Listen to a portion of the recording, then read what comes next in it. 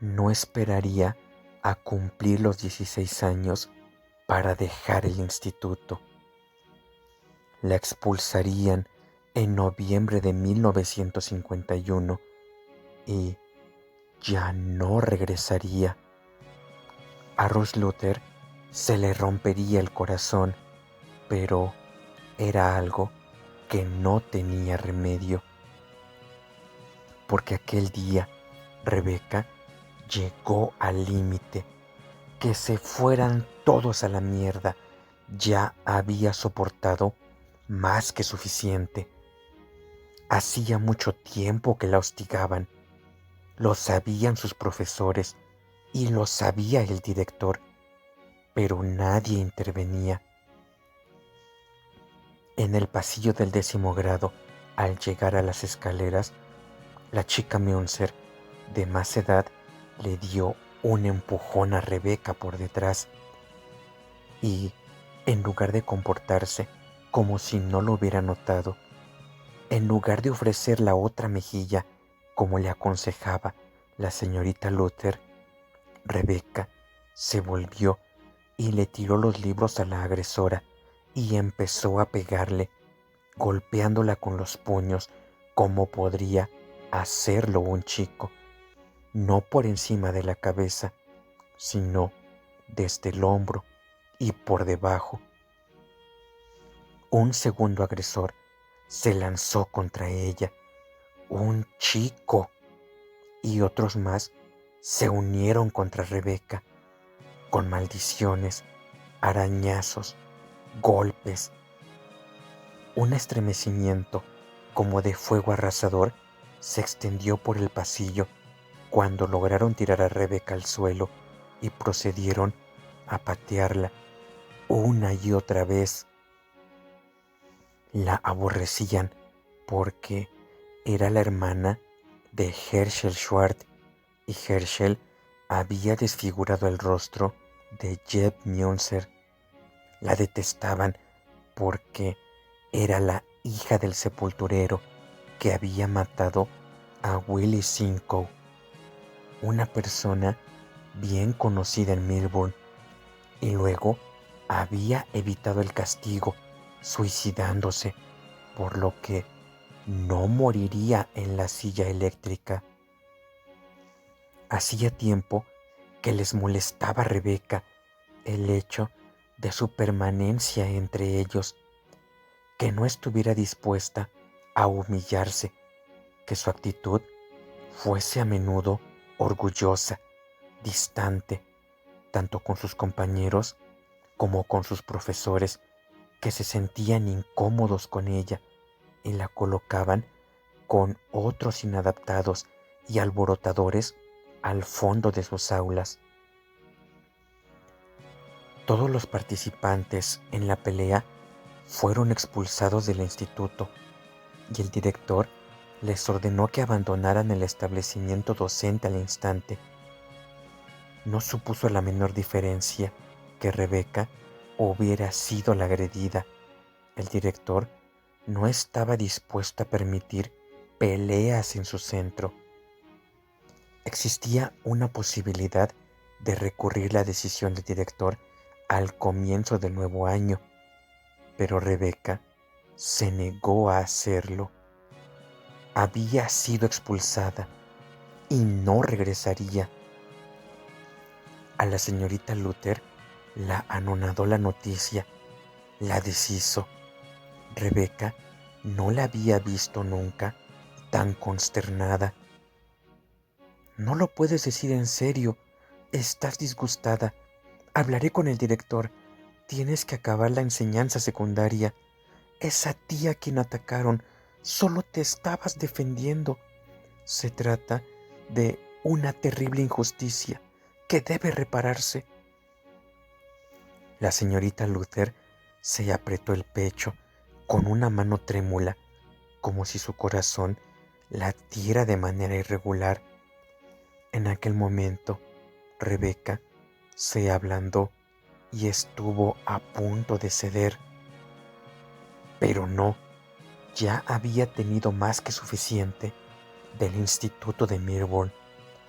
No soportaba ya las mismas caras año tras año, los mismos ojos insolentes, imaginándose que la conocían a ella, cuando en realidad solo sabían de ella, imaginándose que eran superiores a causa de su familia. Sus notas eran solo corrientes o malas. A menudo faltaba a clase por simple aburrimiento. La asignatura que menos le gustaba era el álgebra. ¿Qué tenían que ver las ecuaciones con las cosas de verdad? Y en la clase de lengua se veían forzados a memorizar poemas de Longfellow, Whittier, Poe, ridículas rimas cantarinas. ¿Qué tenían que ver las rimas de los poemas con las cosas? Ya había tenido más que suficiente del instituto. Se buscaría un empleo en Milburn y se ganaría la vida sin ayuda de nadie. Durante 4 días, la señorita Luther le suplicó que rectificara.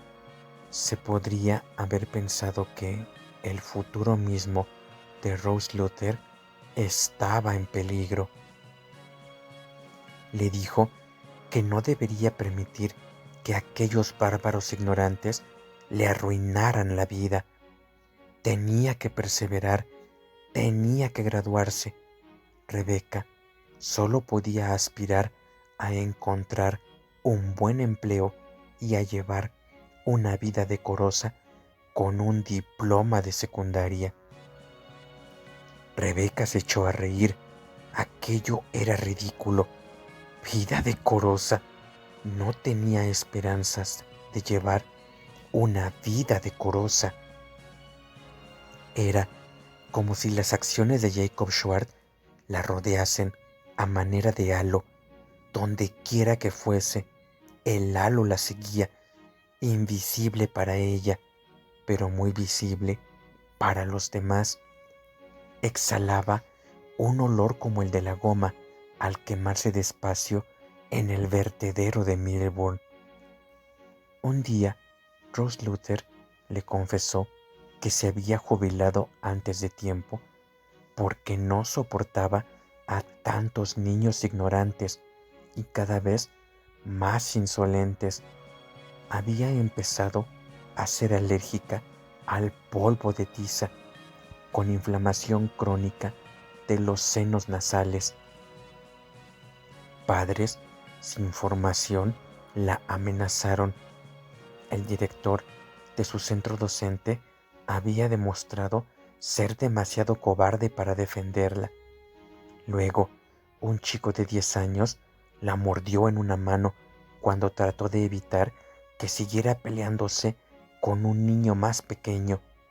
Su médico tuvo que prescribirle un medicamento para los nervios y las palpitaciones, y el distrito escolar le concedió un permiso por razones de salud.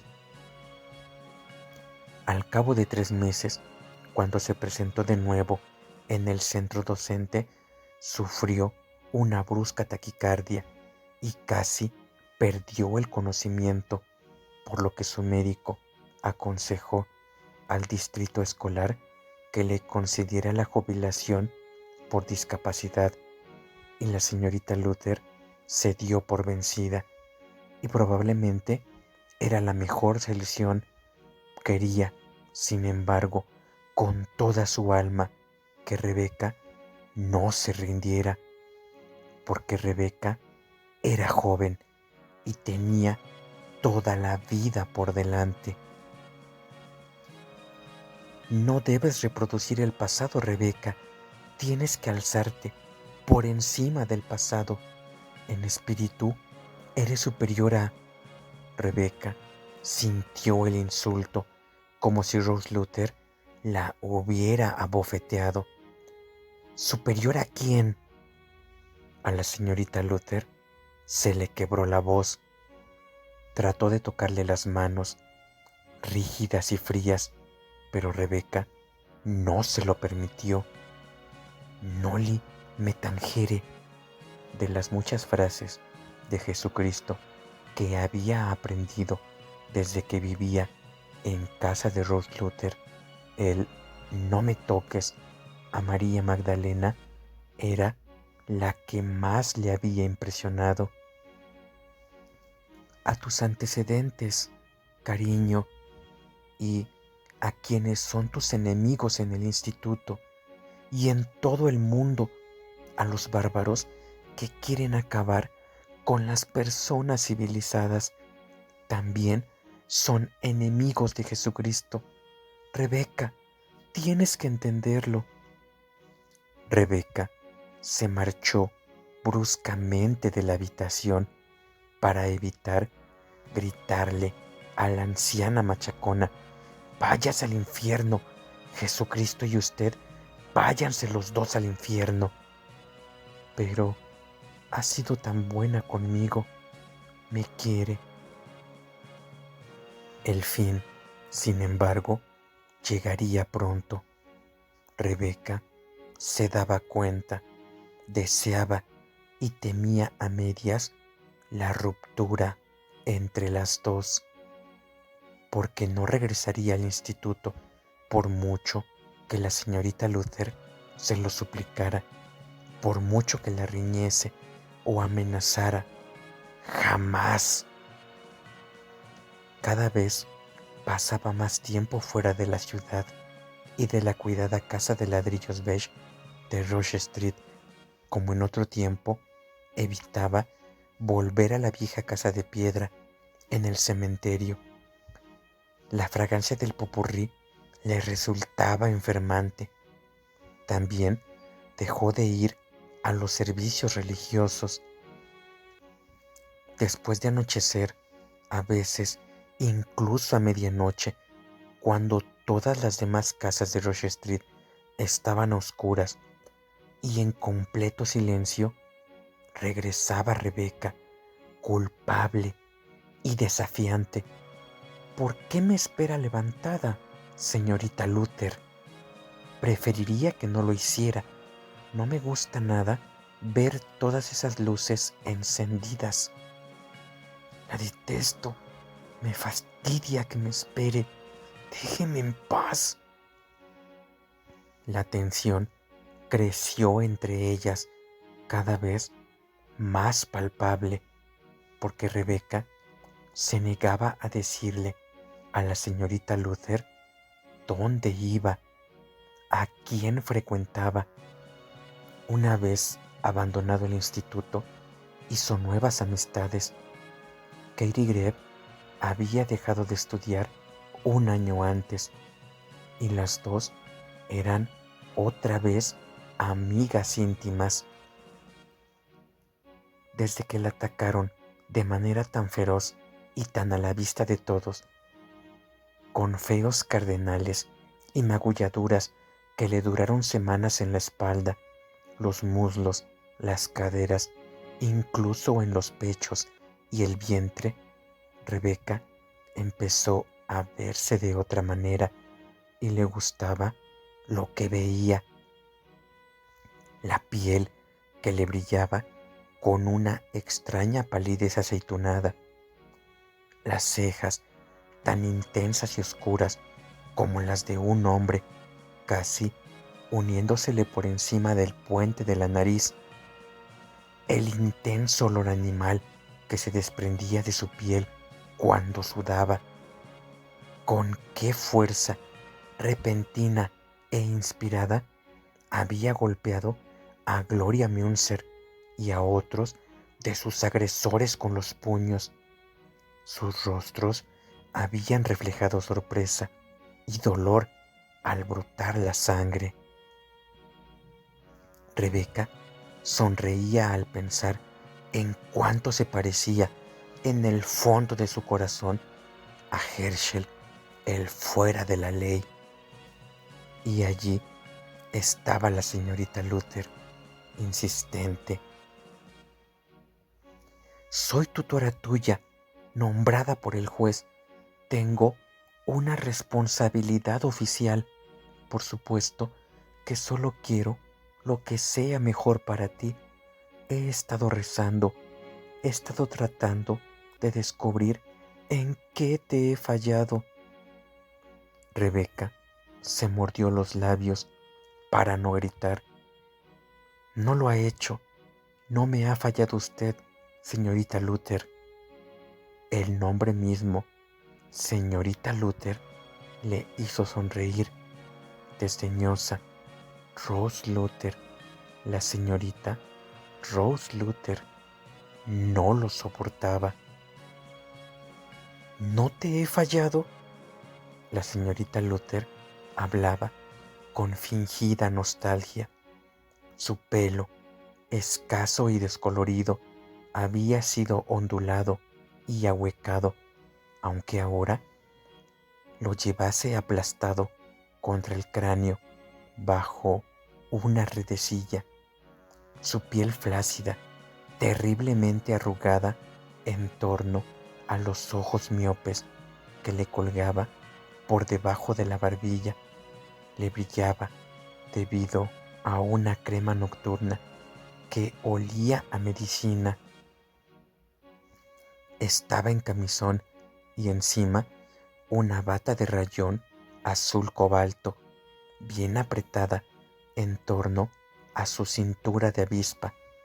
Rebeca no podía dejar de mirar el pecho de la señorita Luther, tan plano y huesudo. Claro que sí, cariño, tu vida. Rebeca protestó. Mi vida es mi vida, mía solo. No he hecho nada malo. Pero tienes que seguir estudiando. Iré a ver al director. Es una persona íntegra y lo conozco bien. Recurriré por escrito. Estoy segura de que está esperando a que lo hagamos. No puede permitir que te traten injustamente. Rebeca habría querido apartar a la señorita Luther para poder alejarse por el estrecho pasillo, pero la mujer de más edad le impidió el paso con una firmeza sorprendente. Aunque Rebeca era más alta que Rose Luther y pesaba quizá 7 u 8 kilos más, no podía enfrentarse a ella. Tu destino, cariño, está ligado al mío. No siembres en terreno pedregoso. Jesús no dijo eso. No utilizó esas palabras. Se las ha inventado usted. Sí que lo dijo. Quizá no fue con esas palabras exactas, pero lo dijo. No puede usted inventar lo que dice Jesús, señorita Luther. No debe hacerlo. Es la esencia de lo que Jesús dijo. Si estuviera aquí, ten la seguridad de que te hablaría como lo hago yo. Jesús trataría de hacerte razonar, hija mía. En zonas pobres de Melbourne se veían garrapateadas en paredes y aceras y en los costados de vagones de mercancías palabras como joder, coño, anda y que te follen, que las chicas no decían en voz alta. Los chicos las repetían todo el tiempo, las gritaban regodeándose, pero se suponía que las chicas decentes tenían que apartar la vista, sumamente avergonzadas. Ahora Rebeca se mordió los labios para que no le saliera de la boca palabras como anda y que te follen, Rose Luther. Unas ganas irresistibles de reír la dominaron, casi como un estornudo. La señorita Luther se la quedó mirando, herida en su amor propio. Vaya, ¿qué es lo que te hace ahora tanta gracia en un momento así? ¿Qué es lo que te parece tan divertido? Me gustaría poder compartir tu regocijo. Esta vez Rebeca apartó a la señorita Luther y se refugió en su cuarto dando un portazo. Menuda suerte has tenido, lo sabes muy bien, tú. Era cierto, lo sabía. Jacob se lo estaba reprochando porque un padre tenía derecho. Siempre en aquella habitación apenas iluminada, donde el tiempo pasaba tan deprisa que Rebeca se estaba perdiendo algo, siempre esforzándose por ver y por oír, una tensión que hacía que le doliera la columna vertebral. También los ojos le dolían. Vivir de nuevo aquellos confusos segundos fugaces en la casa de piedra que marcarían la conclusión abrupta e irrevocable de su vida como hija de aquella familia, la conclusión de que no habría sabido llamar su infancia y menos aún su primera adolescencia. El olor del popurrí la confundía, mezclado con los olores de aquel otro dormitorio. Se esforzó por despertarse, respirando rápidamente y sudando mientras ponía los ojos en blanco por la agitación de tratar finalmente de ver lo que estaba tendido en el suelo, oculto por quedar en sombra. Una mancha húmeda y brillante más allá de la cama, el blando cuerpo caído que podría haber sido, en la semioscuridad, en la confusión del momento, nada más que prendas desechadas o ropa de cama. Mamá, mamá. No, Rebeca no veía. Jacob le impedía ver, no se lo permitía. Cuando no estaba ni despierta del todo, ni del todo dormida, tenía el poder de evocar la visión de su padre sonriéndole, tenso, los ojos húmedos y feroces, mientras trataba de manejar aquella arma tan incómoda, mientras se esforzaba por cambiar la dirección de los cañones discretamente en tan poco espacio, porque quería apuntar a su hija con la escopeta, aunque por otra parte no quería tocarla, porque con su puritano miramiento paternal no quería tocar los pechos de su hija, ni siquiera por medio de un objeto interpuesto. En el último año, Rebeca había visto con frecuencia a su padre mirándole el pecho sin que Jacob se diera cuenta de lo fijamente que lo miraba, ni de que Rebeca se daba cuenta. De manera instintiva, ella se volvía y no pensaba más en ello, como tampoco querría tocarle la garganta con los cañones de la escopeta, donde una arteria latía con furia. De todos modos, Rebeca trató de ver más allá, donde su madre permanecía inmóvil, donde la parte superior del cuerpo de lo que había sido su madre se disolvía en una oscuridad informe.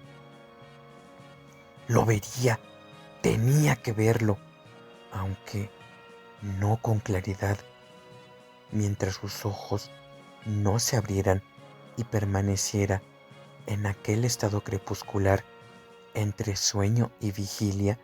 Podría ver aquella habitación y por un acto de voluntad propia ver hacia atrás. De nuevo, se acercaba a la casa de piedra desde la avenida de grava, y allí estaba la puerta principal pintada de manera tan rudimentaria, y también en el patio trasero de la casa el tendedero, y en él la colada agitada por el aire, porque era una ventosa tarde de mayo e hinchadas nubes de lluvia manchaban el cielo. Toallas, una sábana, las camisas y la ropa interior de su padre, mientras la colada se agitara en la cuerda del tendedero. Era un día corriente, un día de la semana como otro cualquiera. Siempre hay algo cómico y tranquilizador en la colada. No podía ser peligroso esperar dentro de la casa, incluso mientras la voz de una desconocida le llegaba apremiante y destemplada. «¡No entres ahí! ¡Deténganla!». Una voz de mujer que le impedía concentrarse. Y, sin embargo, ya era demasiado tarde, porque en la historia hay acciones que ningún acto histórico permite rectificar. Le faltaba algo, siempre le faltaba algo. No había conseguido verlo bastante, ni tampoco oírlo. Tenía que empezar de nuevo.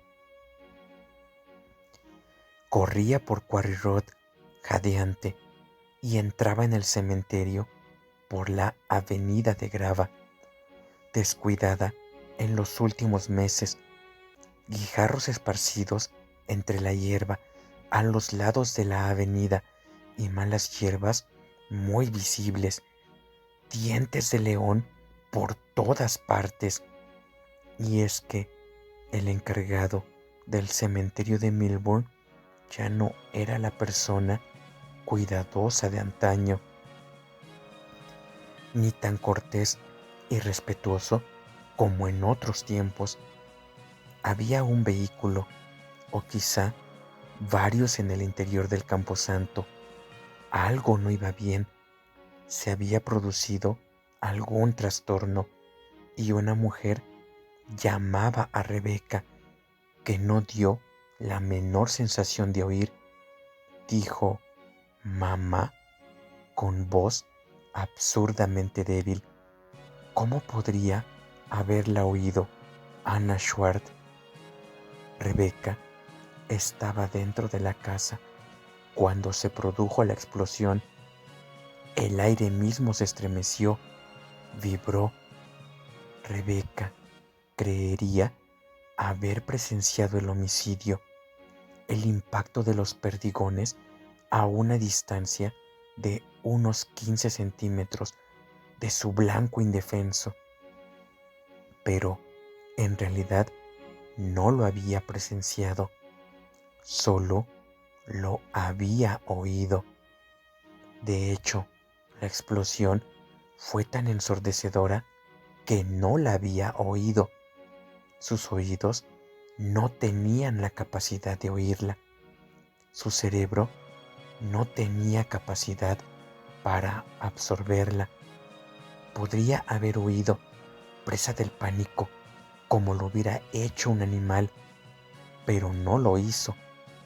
Una temeridad nacida de la testaruda e inviolable vanidad de los jóvenes, incapaces de creer que puedan morir, podría haberla llevado al interior del dormitorio, donde prácticamente en el umbral, tan pequeña era la habitación, se hallaba Jacob Schwartz, impidiéndole el paso.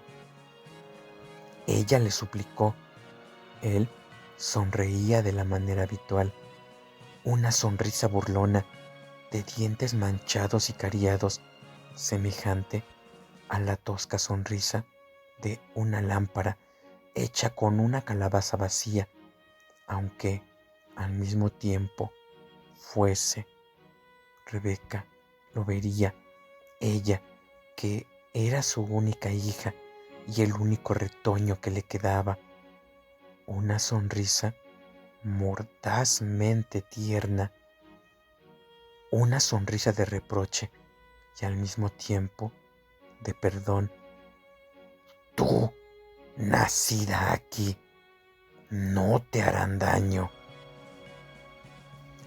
Sus palabras carecían de sentido, como gran parte de lo que Jacob Schwartz decía, y sin embargo, ella, su hija, entendió, siempre la entendía, aunque Rebeca no hubiera sabido explicar lo que había entendido en la expresión burlona y llena de desesperación de su padre, mientras, entre gruñidos, consiguió volver el arma contra sí mismo y se produjo una segunda explosión mucho más fuerte que la primera, enorme, destructora, y algo húmedo, carnoso y pegajoso voló hacia ella, a su cara, a su pelo, donde se coagularía y tendría que ser cuidadosamente cortado con tijeras por una desconocida. Pero a Rebeca se le había vuelto a escapar algo. Maldita sea, todo pasaba siempre demasiado deprisa y no lograba ver la crucifixión de Cristo. Eso era un misterio. Rebeca llegó a detestar la crucifixión de Cristo. Escuchó impasible, con corazón de piedra, al reverendo Digan mientras predicaba su sermón de Viernes Santo. Rebeca lo había oído ya, y más de una vez, y también conocía la cara de bulldog del clérigo, así como su voz, unas veces quejumbrosa y otras tonante. Traición de Judas, hipocresía de los judíos, Poncio Pilatos lavándose las manos de toda culpa con la excusa de que es la verdad. Y después, en casa, quiso escaparse sin conseguirlo, porque la señorita Luther tenía que leer en voz alta el pasaje correspondiente del Evangelio de San Juan, como si Rebeca no fuese capaz de leerlo por su cuenta. Y cuando la señorita Luther agitó la cabeza, suspirando, Rebeca pensó con crueldad: a usted le da pena de sí misma, no de él. Y se oyó preguntar con lógica infantil: ¿por qué permitió Jesús que lo crucificaran? Señorita Luther, no tenía por qué hacerlo, ¿verdad que no? Si era el Hijo de Dios. Recelosa, Rose Luther alzó la vista de su Biblia, mirando a Rebeca con severidad a través de sus bifocales con montura de plata, como si, una vez más, para consternación suya, Rebeca hubiera murmurado entre dientes una palabrota. Bueno, ¿por qué? Solo estoy preguntando, señorita Luther. Rebeca estaba muy molesta con la tendencia de su benefactora a mostrarse siempre muy herida en los últimos tiempos, porque no era verdadero dolor, sino indignación lo que sentía, la indignación de una maestra al ver que se ponía en tela de juicio su autoridad Si Jesús era realmente Dios, insistió Rebeca, podía hacer lo que quisiera, de manera que, si no lo hizo, ¿cómo podía ser Dios? Era la lógica aplastante de la adolescencia, una lógica irrebatible, pensó Rebeca. Ruth Luther dejó escapar un húmedo grito apenado. Con dignidad, la mujer de más edad se alzó, cerró su querida Biblia encuadernada en piel y salió de la habitación murmurando, pero para que Rebeca lo oyera: perdónala, Padre, porque no sabe lo que dice. Sí que lo sé exactamente lo que digo. Aquella noche, Rebeca durmió mal, despertándose muchas veces, oliendo siempre el maldito popurrí sobre su buró. Finalmente, descalza y sigilosa, lo sacó de su cuarto para esconderlo en un armario del pasillo, debajo del estante más bajo, donde Ruth Luther, para pesadumbre suya, solo lo descubriría cuando Rebeca ya se hubiera ido de su casa.